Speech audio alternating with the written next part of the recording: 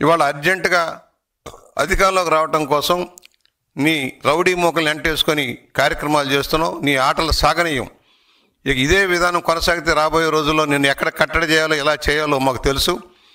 నువ్వు నేను వస్తాను అందరి తలలో తీస్తానంటే నీ తల ఎందుకు తీయకూడదని మేము ప్రశ్నిస్తా ఉన్నాం. ఇదే విధంగా తలలు నరుకుతాము, మా ఇష్టారాజ్యం వ్యవహారం చేస్తామంటే సాగేది కాదు. నీ ఆటలు సాగనే జగన్మోహన్ రెడ్డి. అయ్యింది ఏదో అయ్యింది, సహనం ఉంది మాకు కూడా, చాలా ఓపికగా ఉన్నాం. మా ఓపిక నశిస్తే, మా కార్యకర్తలు తిరగబడితే నీ పరిస్థితి ఏంటో అర్థం చేసుకో. రోడ్డు మీద తిరగలేని పరిస్థితి తెచ్చుకోవద్దు. మేము ప్రశాంతంగా రాష్ట్రంలో ప్రజాస్వామ్యయుతంగా పరిపాలన సాగిస్తూ ఉన్నాం. ప్రజలకు మేలు చేసే కార్యక్రమాలతో ముందుకు సాగుతున్నాం. నువ్వు చేసిన తప్పులను సరి చేసుకుంటూ ముందుకు సాగుతూ ఉన్నాం.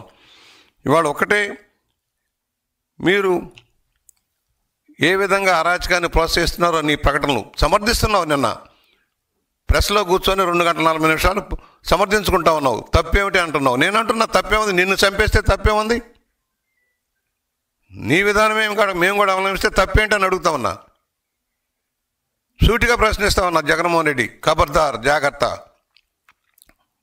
అధికారంలో ఉన్నప్పుడు అరాచకం సృష్టించావు. అధికారాలను అడ్డుపెట్టుకొని ప్రజాస్వామ్యాన్ని కూనీ చేసి ప్రజాస్వామ్యాలను హరించి నీ ఇష్టార్థంగా పరిపాలన చేసి, అందుకనే నీకు తగిన గుణపాఠం చెప్పి ప్రజలు ఇంటికి పంపించారు.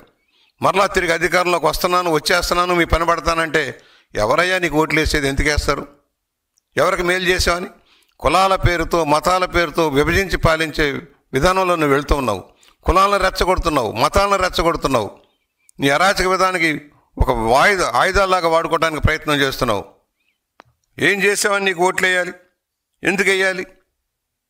కనీసం ఏ సమస్య మీద స్పందించావు? గోబెల్స్ ప్రచారం చేయడం తప్పుడు. అదే సోనాధ్యాయంలాగా నీ పరిపాలన అంతా కూడా బంగారంలాగా జరిగిపోయింది.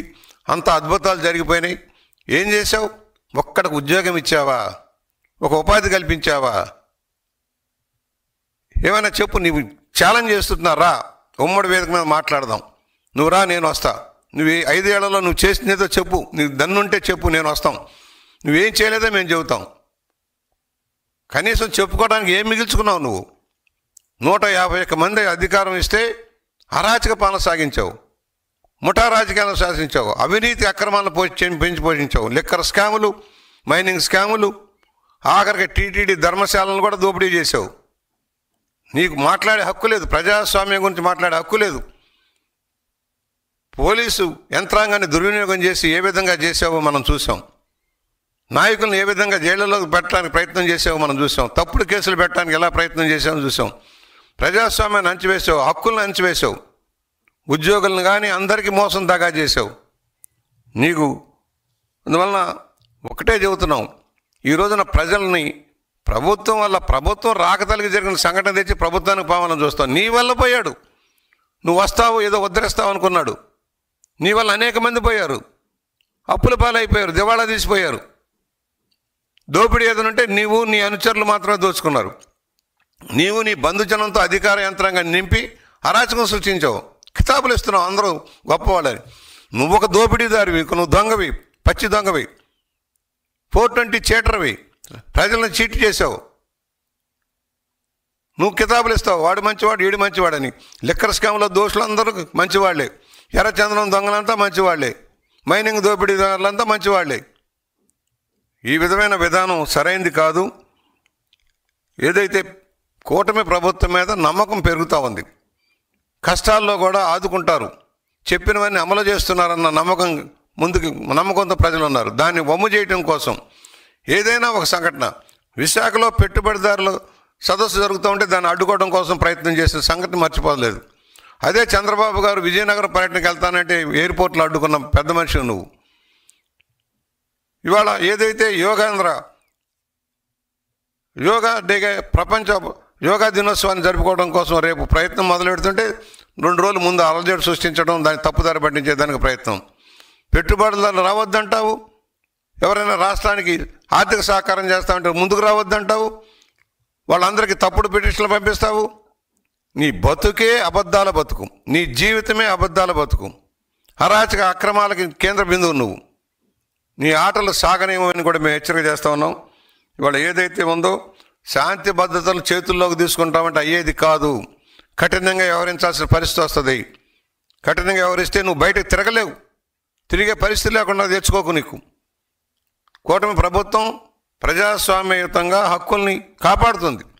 ఎవరైనా స్వేచ్ఛగా తమ భావాలను చెప్పుకునేదానికి అవకాశం ఇస్తుంది, తమ నిరసన చెప్పుకునే అవకాశం ఇస్తుంది. అంతేగాని అరాచక ఆటవిక విధానంలో మేము కోసేస్తాం, నరికేస్తాం, ఇంకా సిగ్గు లేకుండా ఎలా సమర్థిస్తావయ్యా? నువ్వు ఎలా నాయకుడు అయ్యావు? ఒక ముఖ్యమంత్రి పదవి చేసావు, ఒక ప్రతిపక్ష నాయకుడిగా ఉన్నావు, అసెంబ్లీకి రావు, సమస్యల మీద మాట్లాడవు, ఎవరికైనా సాయం చేసావు, నీ జేబులో తీసి రూపాయి సాయం చేసావు. నిన్న 2 పోయారు మీ పార్టీ వాళ్ళే, వాళ్ళకి ఎందుకు సాయం చేయాల? కనీసం మనిషి పడిపోతే తీసి ఆసుపత్రికి పంపితే ఇంగిత జ్ఞానం కూడా నీకు లేకుండా పోయిందే. మానవత్వం లేని పశువులాగా ప్రవర్తిస్తే ఎలాగా? అందువలన వాళ్ళు మేము స్పష్టంగా చెబుతున్నాం, జగన్మోహన్ రెడ్డి కపట నాటకాలకు తెరలేశాడు. గత తప్పులన్నీ అప్పుడే మర్చిపోయారు. ప్రజలు నాకు మద్దతు ఇవ్వండి, సీట్లో కూర్చుంటాను, నా అరాచకం సృష్టిస్తాను, నియంతలాగా వ్యవహరిస్తానంటే ప్రజాస్వామ్యంలో ఎంతోమంది నియంత్రణలు చూసాం, కాలగర్భంలో కలిసాం. ఎంతోమంది హిట్లర్ లాంటి నియంతలు కానీ, ఉగండా అమీన్ లాంటి వాళ్ళు కానీ, ముస్సోలిని లాంటి అంతా కాలగర్భంలో. నువ్వెంతయ్యా? నువ్వు నియంతలాగా పరిపాలించావు, ఫలితంగానే 11 సీట్లకు పరిమితం చేశారు. నీ ఆటలు సాగనీయమని కూడా హెచ్చరిక చేస్తూ ఇవాళ ప్రతిదీ ఇష్యూయే. హెలికాప్టర్ బద్దలు కొట్టాడు, హెలికాప్టర్ పోతే అయ్యో ఎవరో చేశారు, తప్పుడు చేశారని చెప్పడం, ఎవరి మీదకో తోసేయటం. నీ గ్యాంగులు, నీ ముఠాదారులు, నీ గంజాయి బ్యాట్లు, రౌడీ మోకలు చేసే అన్నీ కూడా ప్రభుత్వం మీద నెట్టడానికి ప్రయత్నం చేస్తావు. ప్రభుత్వం చేతలుడికి కూర్చోలేదు, ప్రజాస్వామ్యాన్ని కాపాడటం కోసం ఉంది, శాంతి భద్రతలు కాపాడటం కోసం ఉంది. దాన్ని అలుసుగా తీసుకుంటే అది నీ అమాయకత్వం. ఎక్కడో బ్యాలెన్స్ తప్పిపోయావు. తాడేపల్లి ప్యాలెస్లో టీవీలు పాల్గొట్టుకుంటూ కూర్చుంటా ఉన్నావు, ఏమీ చేయలేదు అనుకున్నావు. నువ్వు చేసిన అరాచకం వల్ల, అవినీతి వల్ల దోపిడీ అయిపోయింది, డబ్బు లేదు, ఏమీ చేయలేదు అనుకున్నావు. అయినా కూడా చెప్పినవన్నీ అమలు చేస్తున్నాం. ఇవాళ తల్లికి వందనం వేస్తే పాపం నీకు గంగవెర్లు ఎత్తున్నాయి. నువ్వు ఇచ్చింది 42,000 మందికి ఒక్కరికే ఇచ్చావు. మేము 67 లక్షల మందికి, 64 లక్షల మందికి, 2 3 4 డబ్బు ఇచ్చాం. నువ్వెందుకు ఇవ్వలేదు? పెన్షన్ 3,000 రూపాయలు చేస్తానన్నావు, 5 ఏళ్ళు పట్టిందా 3,000 చేయటానికి నీకు? ఇవాళ రైతు సంక్షోభంలో ఉన్నాడు, ఆదుకుంటా ఉన్నాం, ధాన్యం కొంటా ఉన్నాం, 24 గంటల్లో డబ్బులు ఇస్తా ఉన్నాం. నువ్వెందుకు ఇవ్వాల? నువ్వు చేసిన అప్పులు భారం పెనుభారమై కూర్చుంది. నీ అప్పులు, నువ్వు చేసిన అప్పులు తీర్చడానికి మాకు సమయం సరిపోయిన పరిస్థితి వస్తూ ఉంది. అయినా కూడా కేంద్రం సహకారంతో రాష్ట్రం ముందుకెళ్తూ ఉంది. డబుల్ ఇంజిన్ సర్కార్ పనిచేస్తూ ఉంది. చెప్పినవన్నీ అమలు చేస్తూ ముందుకెళ్తూ ఉన్నాం. ఇవాళ నువ్వు భూములు కబ్జా చేసావు, వాటన్నిటిని మళ్ళా స్ట్రీమ్ లైన్ చేయాల్సిన పరిస్థితి వస్తూ ఉంది. లక్షల ఎకరాలు దోపిడీ చేసి నీ అనుమానాలు కట్టబెట్టావు. ఇవన్నీ కూడా విచారణలోకి వస్తున్నాయి. నీకు తప్పదు, ఇవాళ కాకపోతే రేపైనా మళ్ళీ ఏ చెంచల్ కూడా జైలుకో, రాజమండ్రి సెంట్రల్ జైలుకి వెళ్ళే పరిస్థితి తప్పదు. తాత్కాలికంగా డిశ్చార్జ్ పిటిషన్లు వేసుకుంటూ కాలక్షేపం చేయొచ్చు, కానీ న్యాయం త్వరలోనే జరుగుతుందన్న నమ్మకంలో మేము ఉన్నాం. తండ్రిని అడ్డు పెట్టుకొని ఏ విధంగా వ్యవహరించావో, ఏ విధంగా దోచుకున్నావో, మరలా ఈ రోజున ఏ విధంగా వ్యవహరిస్తున్నావో ఒకసారి గుర్తు చేస్తూ, రాజారెడ్డి రాజ్యాంగం ఏమిటి? చంపేయటం, నరికించటం, అమాయకులంతా బలి చేయటం, మైనింగ్ దోపిడీ చేయటం రాజారెడ్డి రాజ్యాంగం. అదే నువ్వు కొనసాగిస్తున్నావు. కులాల పేరుతో, మతాల పేరుతో విభజించి పాల్చి నీ తండ్రి, నువ్వు అదే విధానం కొనసాగిస్తూ ఉన్నారు. మీ కుటుంబమే ఇలాంటి కులాలని, మతాలని రెచ్చగొట్టి పబ్బం గడుపుకున్న విధానం ఎవరూ మర్చిపోలేదు. ఆంధ్రప్రదేశ్ భవిష్యత్తు కోసం నీలాంటి వాళ్ళని దూరంగా పెట్టాలని మేము డిమాండ్ చేస్తూ, ప్రభుత్వం తక్షణ చర్యలు తీసుకోవాలి. ఇలాంటి ప్రజలను రెచ్చగొట్టి హత్యా రాజకీయాలను ప్రోత్సహిస్తున్న జగన్మోహన్ రెడ్డిని వెంటనే ఖైదీ